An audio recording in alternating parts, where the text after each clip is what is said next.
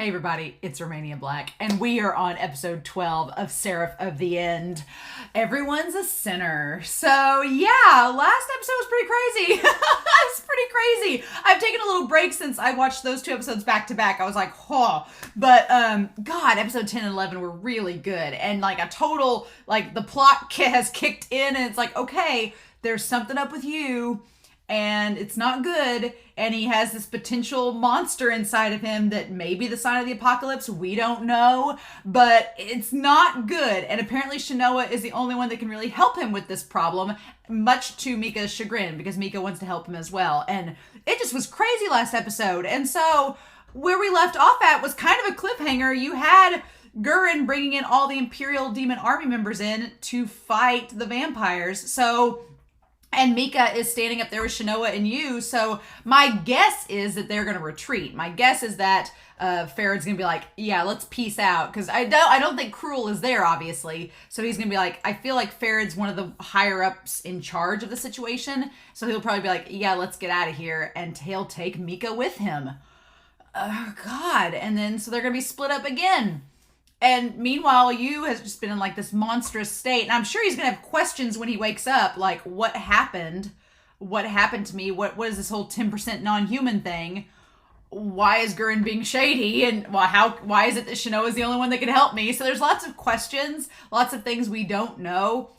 And even Mika and Ferid seem like they don't know what's going on entirely. They just know the humans have been experimenting and it's been leading to no good things. So I don't know. But this is officially the end of technically season 1, but the end of cour 1. So after this episode, we'll go into the second cour. So it seems fitting that we're rounding out the final active part of the first half of this series with this episode. And so there are some OVAs that I'm going to try to find and do a reaction to before I start episode 13 or season 2. So I'm going to be looking for those to do a reaction of those, and then I'll post them on here too. It'll probably be before Sunday when it comes out. So we shall see. Maybe on a Saturday. Maybe the Saturday before episode 13 comes out, I'll have the OVAs on there. So we'll see. But oh my gosh. I'm really excited, but I have no clue what to expect. So there's that. But yeah, I'm excited, y'all. I can't wait. I've taken a little bit of a break from Seraph at the end, and I'm ready to come back and just finish out this. But last episode, it was a doozy. So let's dive into this. I know Funimation is moving over to Crunchyroll at some point. They made that announcement recently. I've tried to find this on Crunchyroll, and it's not there yet. So we're still going to have to deal with Funimation and its wonderful lagging. So please forgive me for that, y'all. Hopefully when it moves over to Crunchyroll, it will not have that problem. So we shall see. But in any case, we're going to start Seraph of the End, episode 12, here in 3, 2, 1, and let's go.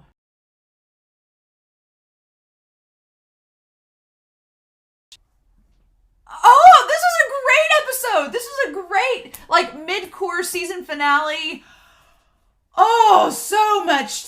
Oh, God, like the themes coming out, the suspense. So, I think it's Guren working with Ferid. That interesting. Okay, I think it's Guren. Because the way they ended that, where he stopped the record and he was writing something out and he was in the lab getting data. I mean, like, why would a military official be in the lab where all that... When Shinoa found him in the research lab, I'm like, why is Guren there? Because he's just like a military corporal. Why would he... And here's the thing, Guren's not very high up in the military hierarchy. He's not super high up. He acts like he's just apathetic all the time, but it's an act so you can find out information, probably. And then why would he be in the research facility? To get all this information to give to Ferid. But why? I mean, the only 3 people I can think of it being is the one Hiragi, like the major general, the guy that was looking out his window by himself, but I don't think that's it. Shinya's reading his book. I don't think it's Shinya. I think it's Guren. I think Guren's the one, and of course they don't show it to us because they want to keep the mystery, but I think it's Guren, that he's working with Ferid. And it makes sense then that Guren was fighting Ferid during the battle, like he was focused on Ferid. And interesting. And then of course, that would kind of tie to if they're experimenting on you, having him and Mika connected. Interesting. That would kind of make sense too. I love, okay, with the shadows retreating from Guren. Ooh. Because Guren was a prick this episode to Shinoa. He was a prick because he didn't want her asking questions. And he didn't want to answer her questions because he's involved with helping Ferid. Something's amiss, right? Something is amiss. And them saying, the two vampires that were talking to Mika saying that Ferid is hard to read. I feel like Ferid's pretty easy to read, but it's kind of like, I've always thought since starting this series that Guren and Ferid were very similar characters. They're both like kind of trickster characters. They're just like pricks and divas, but there's something else under the surface. Like there's some kind of underlying personality underneath that's much more serious. And I feel like Ferid shows it with Mika in a second. He's like, shut up, boy, we're going back. And then, we need to talk about this episode. But I love the animation and the cutaways of Shinoa going down the stairs and cutting to her, cutting to everything happening with you, cutting to everything happening with Guren. He said we got the result we anticipated. And it started. So yeah. And so for some reason, Ferid's on board with this whole apocalyptic plan. Maybe Ferid's just tired of existing. Who knows? And so yeah, but Guren was so cold to Shinoa in here. And it's kind of been set up to be in his character, right? We've set up in his character that it's normal for him to be cold to Shinoa. He's like tried to like brush her off from the start, right? He's like brushed her off from the get-go. And so that's been in character for him. It's not anything, it eliminates a lot of suspicion because Guren from the start has kind of pushed her aside and doesn't want to answer her questions. And he's called her annoying and he doesn't like her from the start. And at the start of the series, I was like, why is Guren so mean to Shinoa? She doesn't seem like she's done anything bad. She can be kind of annoying at times, but that's not worth him getting so worked up about. But if he's intentionally keeping her away so that when she starts to pry and ask questions, it doesn't seem out of character for him to tell her to buzz off, then that makes all the more sense, right? It makes all the more sense that he wouldn't want her around. Oh, there's so much to happen in this. And my God, you and Mika, bless their hearts, our boys. I just want them to be together. It just, oh my God. I just, both of them this episode. And there's so many parallels and contrasts in all of this. But I love that opening where Shinoa is going down. Shinoa's like, I want answers. So I debated last episode if Shinoa knew as much as Guren. She does not. She just did what Guren asked her to do, and that was it. And now she's like, okay, why did it work? What's the deal? What are you all doing to you? What's happening? And so she goes down to this, secret layer or whatever, this headquarters, and I get why you wouldn't go there anyway. Like, what's the point? I love the symbolism of the demon moon army. Like, there's the 2 crescent moons and then the little tomes and stuff coming off of it.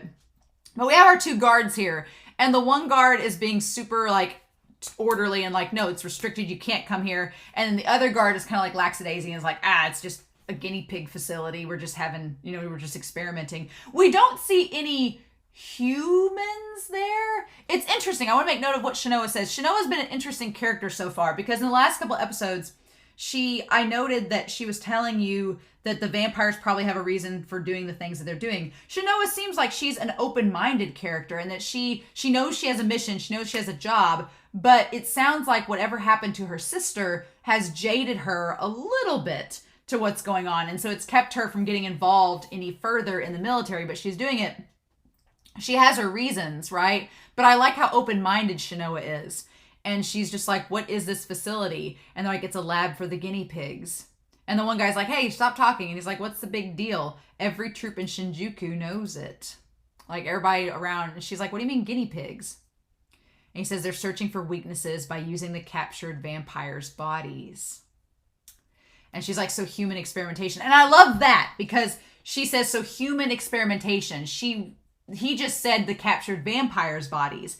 And she's recognizing them on equal footing as herself. Like, I think that's a pretty big character moment for her, that she's like, oh, so you're just experimenting on them. Like, how is that? And she's connecting it to what they've done to you. So what they're doing to the vampires is the same thing as what they've done to you, and she finds that problematic. And they respond saying, if you call using them humans. And she's like, anyway, she's like, I'm not here to discuss the morality and race issue here. Let me through. And they're like, no.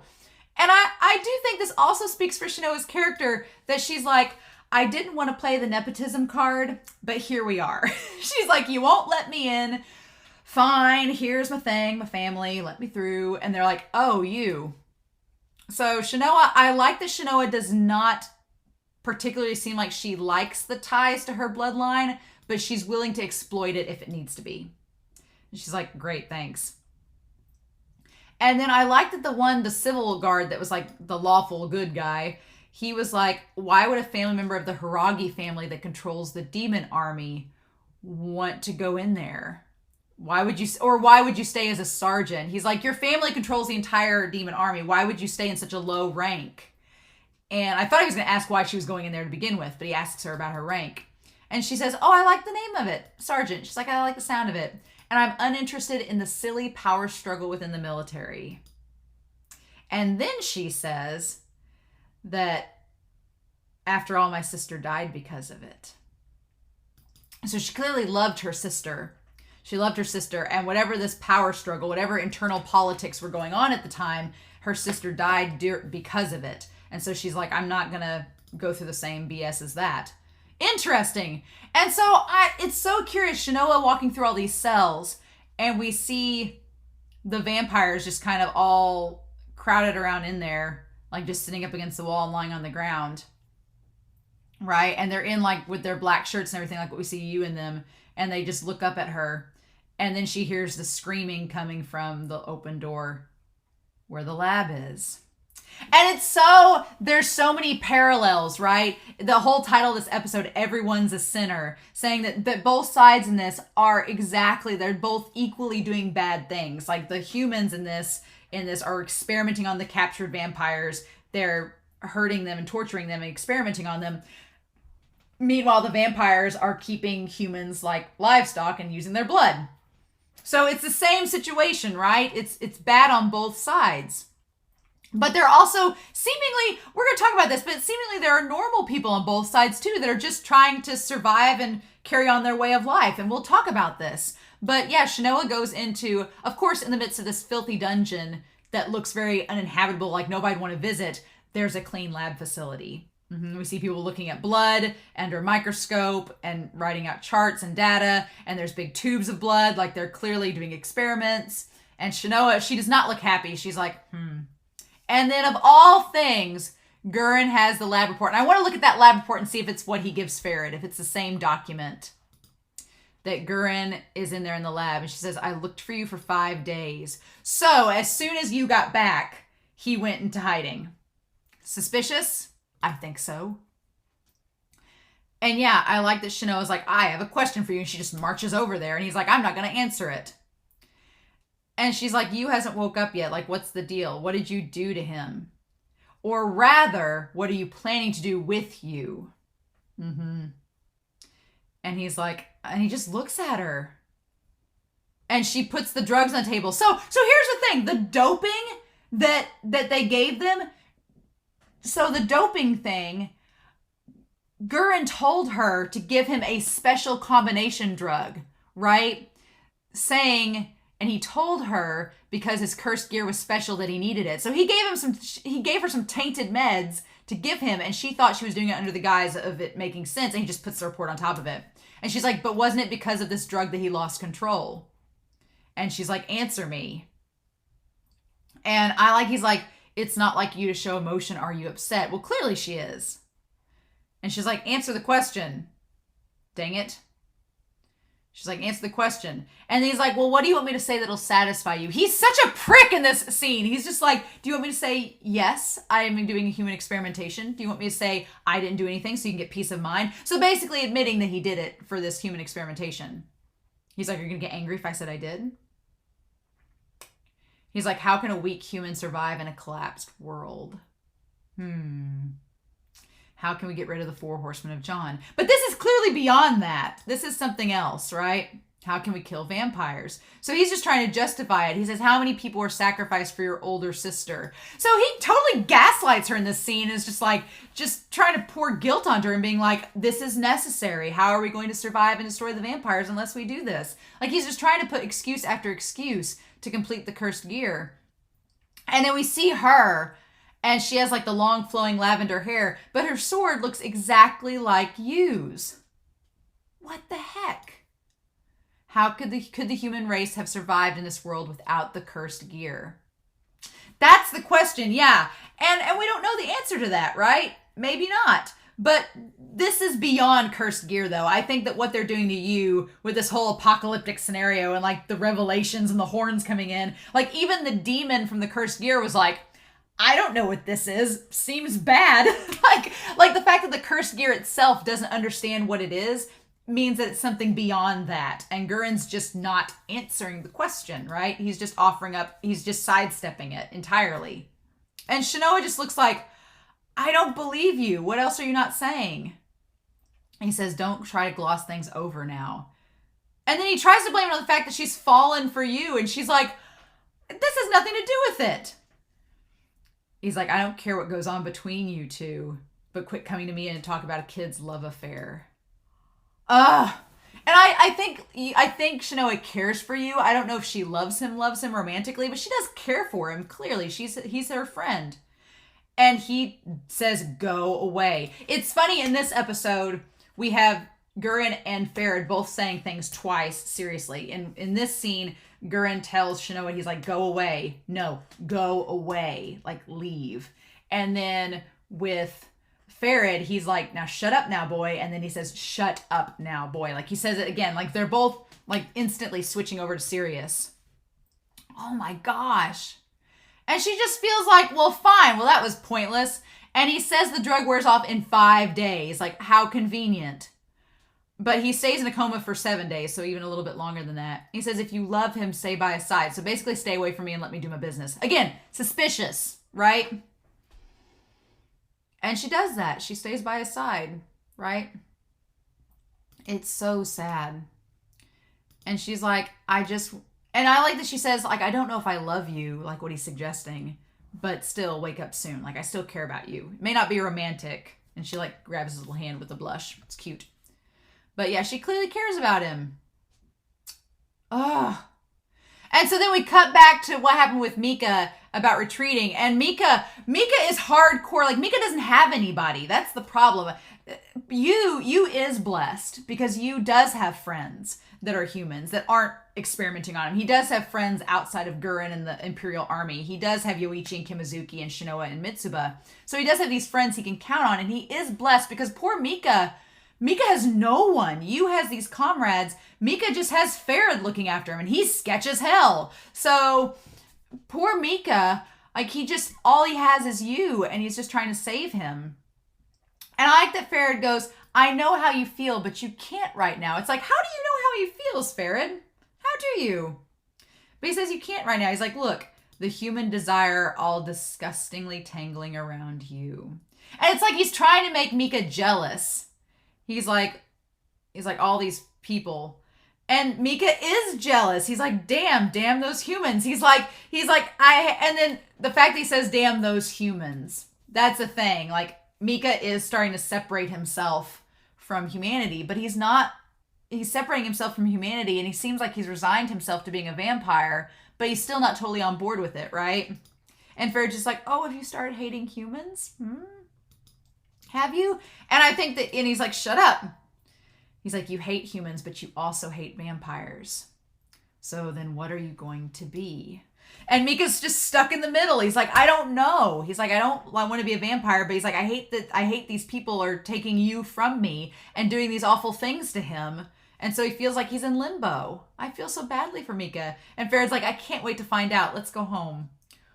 Oh, and then, yeah. And that's when Ferid has enough. He's like, okay, shut up. He's like, we're done. You've had enough fun. Yeah, very much like Guren. Very much. I just feel so badly for Mika. And him crying in the little pod. And he says it's the first time he's cried since turning into a vampire. So they have a detoxification of the curse. I think this is interesting. They have these little pods set up, and they look like they're cushioned, so at least they're comfortable. But they're detoxifying him. So basically his stab wound stuff, it's getting that out of the way. So yeah, so just like the humans, they've developed ways to heal themselves too. And the smoke is conveniently not giving us naked Mika, even though we know that he's naked in the pod. Convenient. But yeah, him saying, I haven't cried ever since I became a vampire. And here's the thing, him saying ever since I became a vampire. So Mika is slowly accepting that he's not human anymore. But I don't think he wants to drink from a human yet, so he's just stuck in this limbo. And then he goes back to the little wardrobe area where they're getting on their uniforms.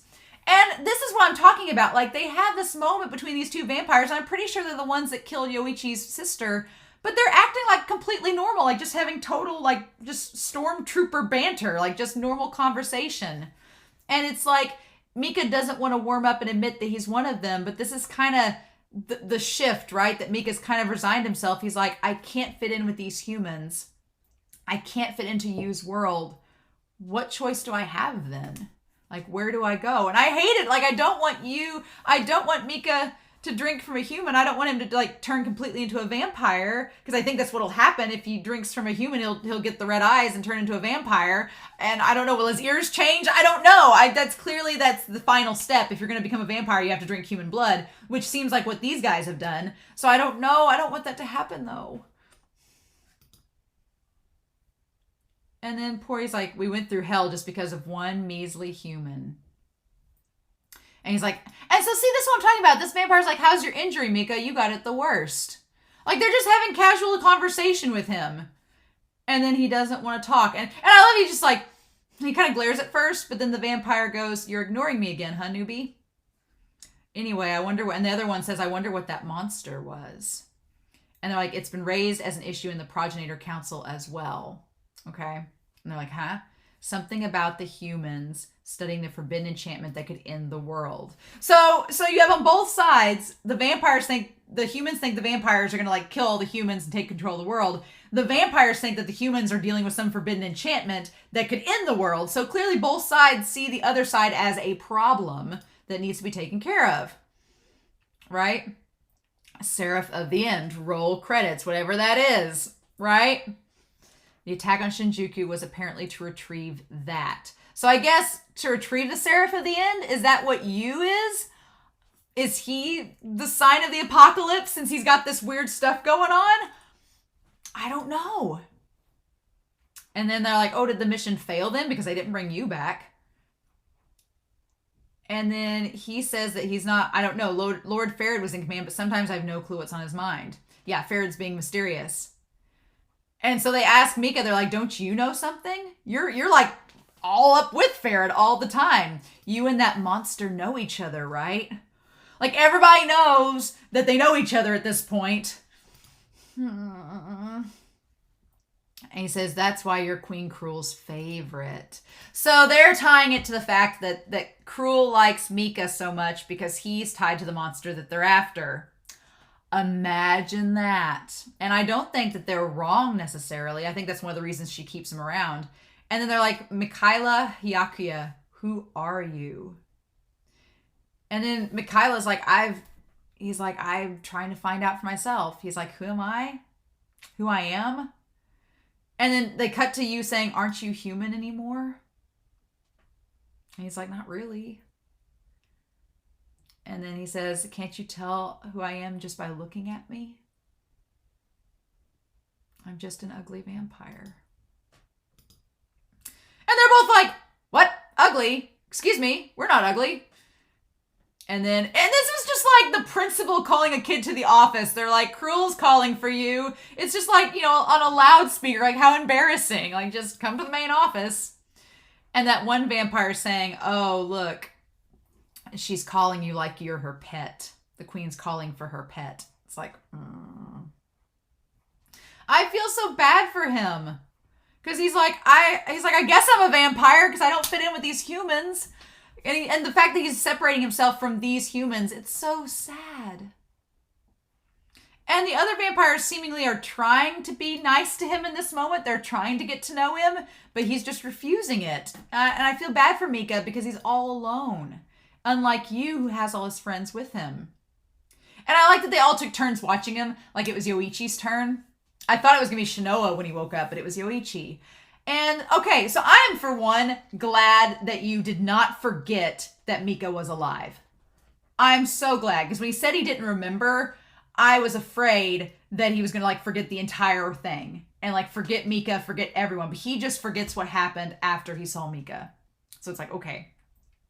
And so I'm glad that he at least remembers Mika's alive. And you's like, well, as long as Mika's alive, that's all I need. As long as he's alive, then there's hope that I can save him. And it's like, oh my God. And so now they know each other is alive and they're going to try to save each other. Oh my God. Like, just fangirl all over. I also give Shinoa major props in that I give Shinoa major, and I like that both you and Mika are crying knowing that each other is alive. Like, you cries knowing that Mika is alive and Mika cries. Well, this is the sad thing. The sad thing is you is crying out of happiness knowing that Mika is alive. And Mika is crying out of sadness knowing that he can't be with you. It's like, what do we do? What do we do? And so I'm glad Shinoa saw you crying, but I'm also I respect Shinoa a lot because she's honest. I really thought going into this scene where she shows up in the room, because she likes to tease you. She's like, oh, this is the crybaby room, all that. She still likes to tease him. But I like that she's honest, because you asked, he's like, where is Mika? And she could have lied. I really honestly thought that she was going to lie. I thought she was going to say that Mika died, because it seemed like she hesitates.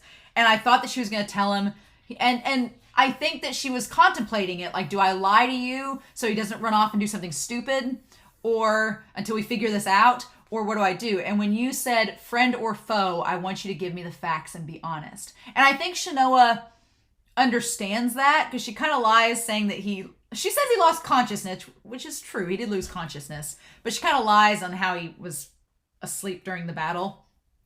But I like that she's honest, saying that the vampires took him.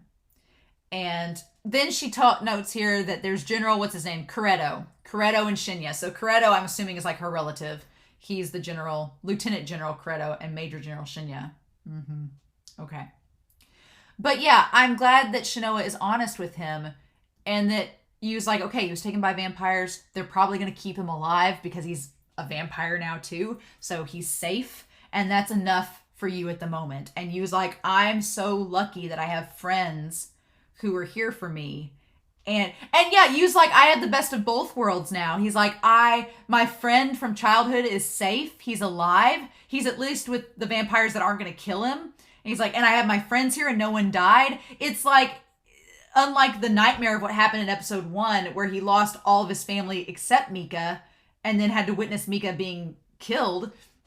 Here, none of his friends die and Mika is still alive. If he was taken by the vampires, I'm sure he thinks that he's safe. And he thanks her. He's like, that's all I needed to know. And so then we cut back to Kimazuki. Also Kimazuki, best boy, carrying you back. Kimazuki, he is like Tsukishima from Haikyuu in that he's our salty pink-haired french fry. But when push comes to shove, he is compassionate. And he does care about you because he hauls him back. It's very sweet. But I like that they all run back to the base and leave Shinoa. And Shinoa looking back to where Mika and Ferid had been standing. And her saying, okay, Mika, you, family, huh? Because I think she feels that you has the same emotions toward Mika as she has towards her sister. Like, they're family. And so she lost her family. Like, the person she cared for the most, she lost. And so she probably knows that you doesn't want to lose Mika in that same way. So that's very interesting. I'm glad. Shinoa's character bumped up a lot for me this episode. I was like, okay, girl, gotcha. I get her character motivations a little bit better. I love the development with her character and her personality that we're getting. I'm like all on board. I'm like, okay, Shinoa, you definitely grew. I like it. And of course, Yu is like, what's wrong? And he like reaches to grab her neck and she thinks it's like some kind of intimate act, but he just wants to see the bite mark. And he doesn't have as bad of a reaction as I thought he'd have. He's just like, what is that? And he's like, are you okay? And she's like, oh yeah, it's just a bite mark. It's fine. And of course, that's when Mitsuba shows up. Of course it is. Of course it's when Mitsuba shows up. Why wouldn't it be? Why wouldn't it be? And that's when everybody else shows up as well. And I love all their outfits. I love that Kimazuki has that green jacket. And the bird shirt. It's very, very him. And Yoichi, of course, has like the seagull on the little cardigan. It's very him too. And then I absolutely love Mitsuba's pink jacket. I want that jacket. It's very, very cute. But yeah, He's like, I want to just say something. And he's like, I'm really thankful. Because, yeah, he lost all of his friends before. And now he has them all back. So it's like, And so this part is so fascinating. This comparison and contrast between him and Mika. So we have you, who they're like, stop acting like goody two-shoes. There's you, who is grateful that his friends are alive and that he knows Mika is alive as well. And they establish that everybody's on a break. Like, there's a ceasefire, everybody's on a break. Like, the entire Imperial Demon Army is on a break, or at least Shinoa's squad is on a break. And then the vampires are seemingly on a break too after this battle. Like, everybody's just kind of gone back to their corners, right? That's interesting. Everybody's gone back to their corners. Like, nothing's, like, we're just going to take a break before we attack each other again. And we see everybody on break. And that's the interesting part, right? And so we have, what the interesting contrast here is that you have you who is saying that it's okay that we're on a break. Like, okay, it's fine. Like, he's like, okay, we're going to take it easy. We're going to rest up. We're going to take a break. And he seems content with the fact that his friends are all safe and that Mika's alive. He's like, okay, we can take a break. We can take a load off, ease up, regain our strength. That's fine. Meanwhile, we cut to Cruel and Mika, and I love that Cruel's just like slouched in the chair with the cute little bat thing, and she's just like her pose is just like the most exasperated, like, oh, dear God, here we go again. Like, she's just looks so exasperated, and she's like, I understand you want to go rescue Mika as soon as possible, and he's just sitting there with his legs crossed, like, yes, I have a plan, I'm ready to go. Like, that's the contrast. You is like, okay, all of my friends and family are safe, we can breathe, let's take a breather. Whereas on the opposite end, Mika's like, I know you is safe, but we need to rescue him. Like, it's total urgency versus like peace, right? It's crazy. He's like, I don't want to cause any more trouble, so I'll behave and rest. Like, you have Mika causing a stir, being like, let's go do this. And you have you being like, I'll behave and just take it easy for a little bit while we gather it. And so then we see the two vampires that killed Yoichi's sister, like, kind of hanging out here. Just like hanging around, looking bored. Like, they have nothing else to do. And we just keep cutting back and forth, seeing how it's everybody in this boat is the same. Everyone's a sinner. They're all contributing to the cycle here, but they're all just kind of lounging around being normal together. It's weird. Because Kimizuki's like, I'll go get something to drink, and Yoichi goes with them. They all go and leave them there. And then we see Guren's squad without Guren. Again, without Guren. Guren is not present with the squad. Suspicious, right? Because they're all being like a family and eating together. Guren's not with them. That's not suspicious at all. And then, yeah, they all go to get a drink and they leave you. And so then we see, okay.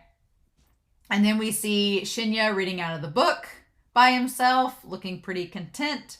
We see the General Credo looking out the window at the city, looking super broody and serious, like in the giant office, like he's contemplating what to do next.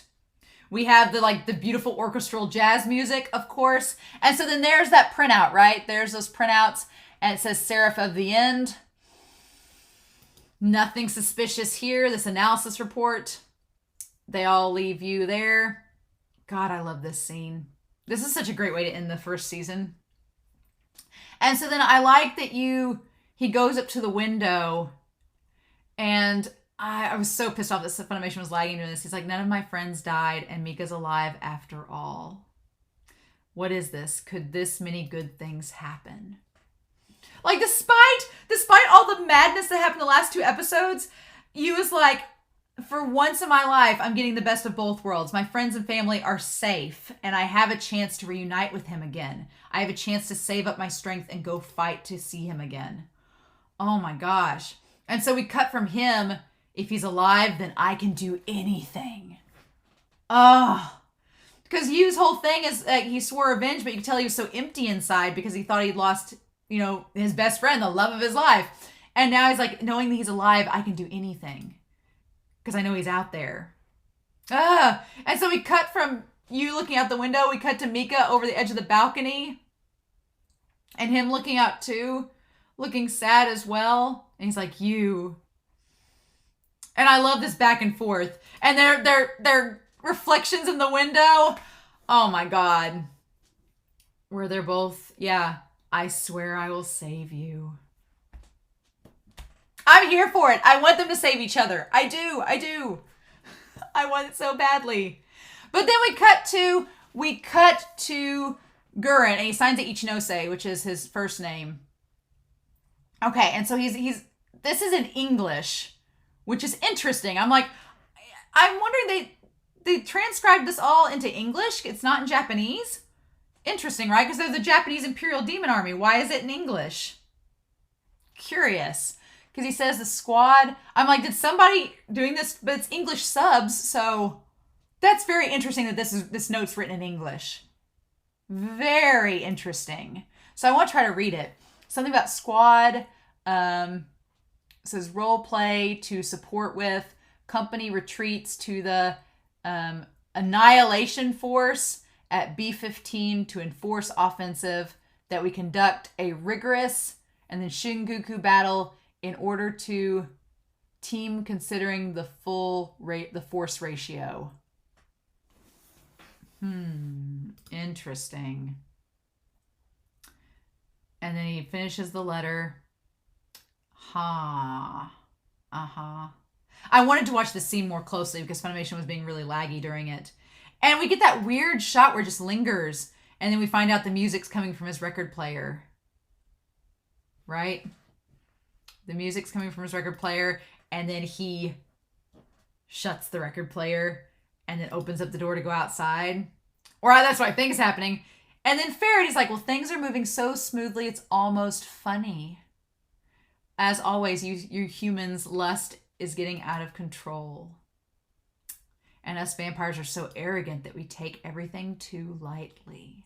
So yeah, establishing the vampires are arrogant. They think they're the stronger force. And so they don't take the humans seriously as a threat. And the humans are lustful for power and revenge. And so it leads them to making stupid moves too.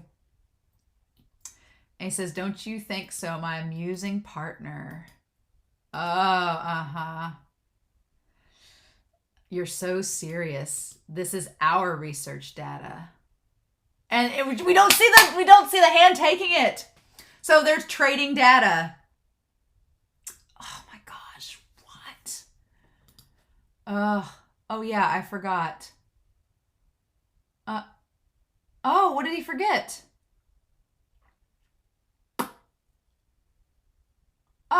And then they're gone.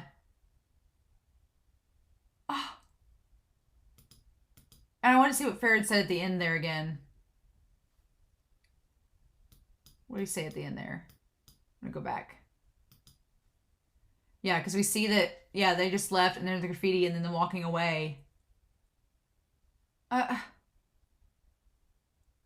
It's so mysterious. They don't show us who it is, but I'm betting it's Guren.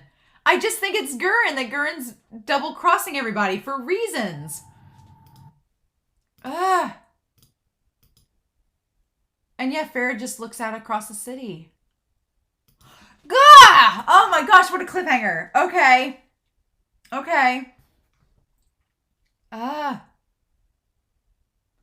So, yeah.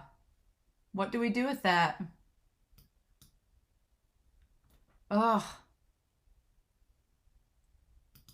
I'm just, oh my gosh. And that's pretty much the ED. I'm very, very excited to see what is going to happen in this second cour, but we're not there yet. I'm going to try to look up the OVAs first and check those out. Check out the OVAs and react to those first before we start cour 2 or season 2. But I'm going to skip the recap episode because it's not necessary.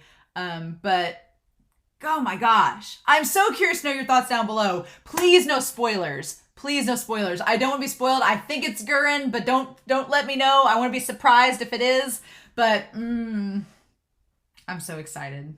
I'm so excited to start the second cour. This show, ever since episode 9, it's like picked up the pace and it's not stopped, and I really, really enjoy it. So I hope y'all enjoyed this reaction. This was a lot of fun. But in the meantime, I hope y'all have a wonderful week. Please stay safe, take care, and yeah, I'll be back next week with episode 13, starting season 2, cour 2 of Seraph of the End. Bye.